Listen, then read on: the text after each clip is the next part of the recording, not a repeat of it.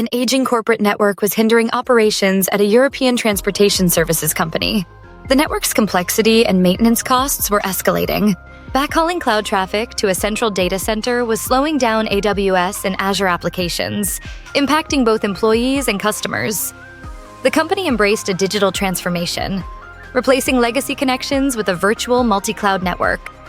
This included virtual network functions like Cisco routers and software-defined connectivity. High-speed, low-latency connections to AWS and Azure were established. This virtual setup allows rapid deployment, scaling, and modification of network functions. By routing cloud traffic directly at the edge, the company eliminated inefficient backhauling, enhancing performance and efficiency. The transformation resulted in a 100-fold boost in cloud application performance, significantly enhancing user experiences. The streamlined network architecture increased availability and resiliency, with fewer failure points and redundant connectivity. Costs were slashed by 60% by replacing physical equipment with digital services.